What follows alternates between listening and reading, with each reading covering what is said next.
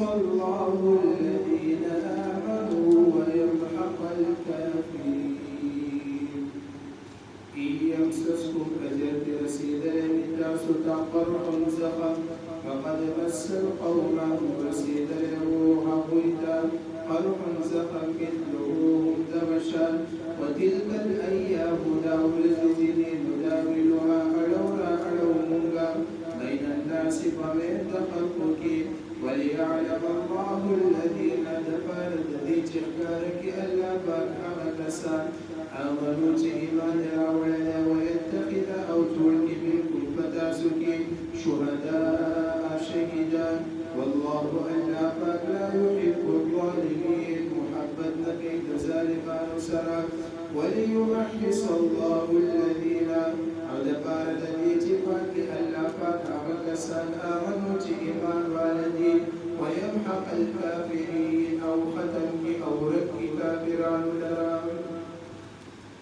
أمين سلوك الله جل شانه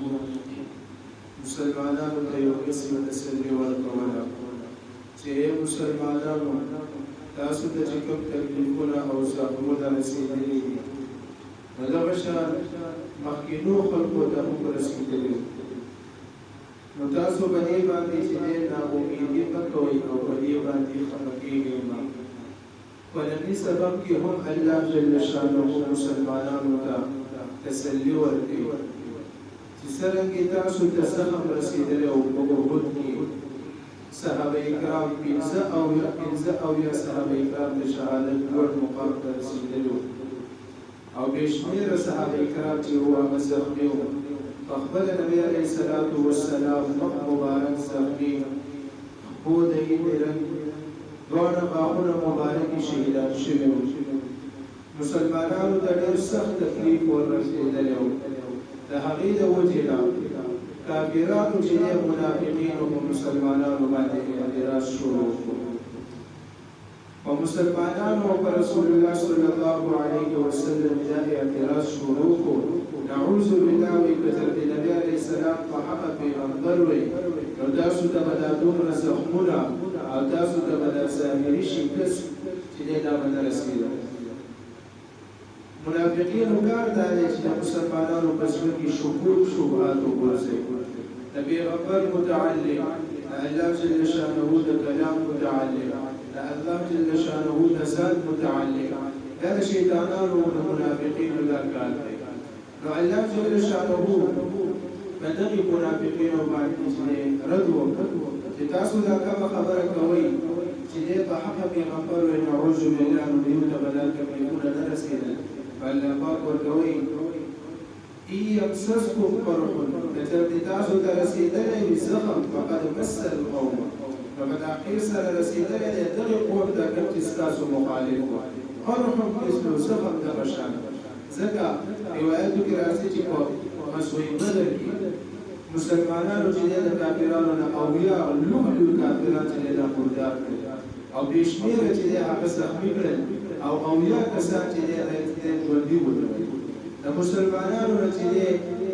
څوک هېڅ څوک چې هغه نه دي نیولی شوي نو الله جل شانه ووایي چې په تېر شوي بیرغ تاسو د دې سره دا چل کړی په دې بیرغ ستاسو سره وشو نو الله جل شانه چې دا ورځې د خلکو په منځ کې اړې رااړې نو مسلمانانو له په دې باندې خفه کېدل نه دي پکار چې موږ ته زخمونه رارسي موږ ته تکلیفونه رارسي الله جل شانه چې دی په دې آیاتونو کې مسلمانانو ته تسلي ورکوي او د منافقینو چې دی په هغوی باندې رد کوي بیا مخکې ته الله جل شانه فرمایي دا ورځې چې دی دا زموږ په لاس کې دا موږ په خلکو باندې اړو رااړو کله په خلکو باندې خوشحالي کله خوشحالي ډېره شي بیا پرې تکلیف وي کله په چا باندې سختي وي کله په چا باندې نرمي وي نو دا ورځې اړول راړول کله به تاسو د فتح میلاویږي کله به تاسو مغلوبه کېږي لیکن مخکینو آیاتونو کې تېر شو چې څوک به الله جل شانه یقین لري ایمان لري او آخرنۍ فتح او آخرنۍ غالب کېږي به هغه کس نو الله جل شانه فرمایي چې موږ دا ورځې د خلکو په منځ کې اړو رااړو دا د دې وجه سره د دې وجه دا ده چې کله تکلیف راشي کله خوشحالي راشي کله غم راشي کله خفګان راشي دپاره د دې چې الله جل شانه تاسو ته معلوم کړي هغه کسان چې هغوی ایمان راوړی دی یعنې مؤمنانو صفت دا دی مخکې تېر شو چې دی به په هر حال کې د الله جل شانه شکریه ادا کوي او دپاره د دې چې په تاسو کې بعضې کسان د شهادت چې دی د هغې ارمان کوي چې هغوی ته د شهادت لوړ مقام چې دی هغه ورسي او په تاسو کې چې دی شهیدان هغه به کې پیدا شي او الله جل شانه چې دی دا د ظالمانو سره مینه محبت نه کوي بیا الله جل شانه فرمایي که په تاسو باندې دا تکلیف راشي یا مصیبت راشي نو دا سوچ مه کوئ چې دا تکلیف او دا مصیبت په موږ باندې راغی او بس لا خبره ختمه په دې تکلیف او مصیبت باندې الله جل شانه ستاسو ګناهونه معاف کوي ټولو نه غټه خبره په دې دا ده یو ګناهونه معاف کوي یو الله جل شانه په دې باندې چې د انسان درجې جوړوي هغه حدیث شریف کې راځي ډېر کله د انسان باره کې چې الله جل شانه یو لوی درجه پیدا کړي لیکن په دې انسان کې دومره طاقت نه وي دومره عبادت دی نه کوي چې په عبادت باندې ځان هغه درجې ته ورسوي نو الله جل شانه په دې باندې امتحانات راولي په دې باندې ازمیښتونه راولي په دې باندې تکلیفونه راولي چې دې کله دا تکلیفونه برداشت په هغې باندې صبر وکړي په د هغې په وجه باندې الله جل شانه دې هغې لوړې درجې ته ورسوي نو الله جل شانه په خپله په دې آیت کریمه کې فرمایي دپاره د دې چې موږ پاک کړو هغه خلک چې هغوی ایمان راوړی دی او دپاره د دې چې ورک کړو ختم کړو ځکه دا کافران چې دوی ته لږه غلبه میلاو شي نو دوی به په خپل کفر کې ښه مضبوط شي چې کله دوی په خپل کفر کې مضبوط شي الله جل شانه په دې باندې عذاب نازل کړي نو دوی به د وخت دا تل چې دی دا به له دې نه وسکار شي نو دپاره د دې چې موږ ورک کړو دې کافرانو لره یعنې چاته چې زخم رسي نو دا د دې خبره نه ده چې په حق پیغمبر نه یا دوی صحیح ایمان نشته دا د دې وجه چې الله جل شانه د دې درجات چې دی هغه بلند کړي إن يمسسكم قدر ورسيد تاسو د قرب څخه فقد مس القوم ورسيد له قرب قرب څخه مثلهم نبشا وتلك الأيام نداولها بين الناس فمن دخل بهم وليعلم الله الذين لقال الذي اختارك ألا فاكهم كسان آمنوا إيمان رولا ويتقي أفكارك